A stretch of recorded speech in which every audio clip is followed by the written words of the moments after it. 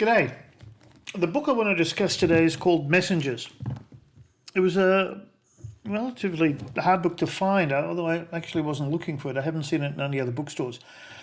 I got it at my favourite bookstore in Albert Park, The Avenue. And I breezed through it, had a look at it in the shop and realised that some of the key discussion points that it was looking at had a direct bearing and importance on how leaders engage with and work with people within their immediate orbit. You can get an understanding of what the book was about simply by the title, Messengers. The key hypothesis placed upon the book is that the nature of effective communication will very much be dependent by the individual's perception of the characteristics of the person who's presenting content. Now, the book itself looked at two key elements of the art of being an effective communicator. The first one is hard messengers.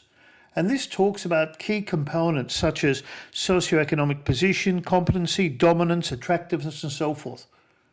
These are really important considerations, especially in times of crisis and challenge.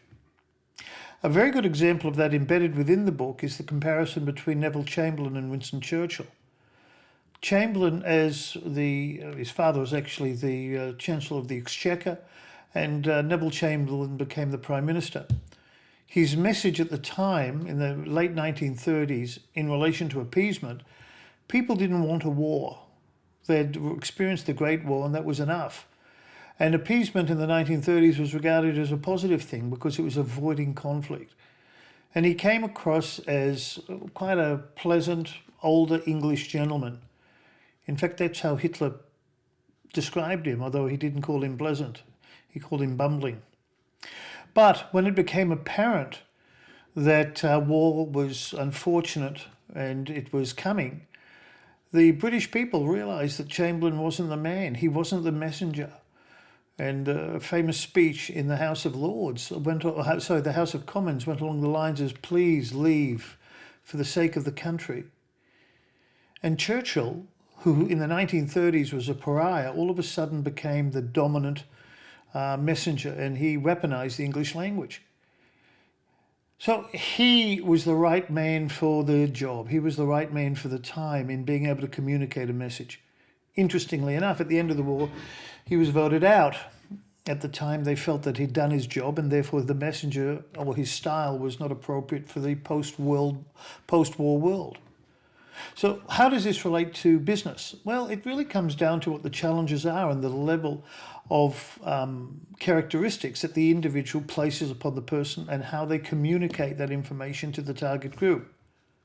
But there's another side to being an effective messenger, and that is when you look at the soft messenger: warmth, vulnerability, trustworthiness, charisma.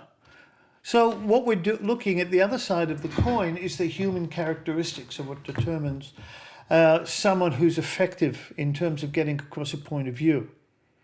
Whether or not the environment is so human-centric that the individual that you're looking for exhibits those qualities. So what does this mean at the end of the day in terms of how we are able to effectively communicate? It comes down, in my view, and how I interpreted the book, to the values you place upon the individual and whether or not they're aligned to the challenge that you're facing. You're listening to me now. I would like to believe you're gaining some insight into what the book's about and maybe can apply it to the challenges you might be facing. But if you were, say, Gen Z and you saw me as an influencer on fashion based upon what I wear, I don't think you'd pay much attention to me. But if you feel I have some merit in relation to management, leadership, and so forth, and whether Combined Arms is an organisation that you can relate to along those lines, therefore what we're talking about or what I'm discussing now with you might have more gravitas because you're placing upon me power, because the message I'm giving to you is based upon an individual who you hopefully regard as credible. So what determines an effective messenger in terms of the corporate space is a number of things. The first one is to what extent are the characteristics of that individual who's communicating the message regarded as important in the context of the challenge. The other element that the messenger must be able to absorb is the nature of the target group he's communicating with. Is he communicating it in a way that is not aggressive, that is empathetic, and that is aligned more than anything to the individual group that he's talking to or she's talking to? All too often we get caught up in our own world, and this is the way it's communicated. Why don't you understand me? Well, it's your fault. All of us have been in conversations where we're surprised by the response the other individual has given us, where it was a benign discussion, but they took it very personally. So in terms of effective leadership, the way we present ourselves, the way we communicate, the way we deliver the message is, to me, an amalgam of two of the key elements of the book, two of the key threads, both the soft and the hard. Each has its position depending on the situation and depending on the audience. And also, for what it's worth, depending on the personality of the leader themselves.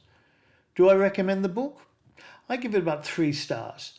It's worth reading, it's well written, and it'll give you an indication of how best you can communicate. I trust you've found that of value. I look forward to seeing you with future book reviews as we move forward. I wish you success. Bye.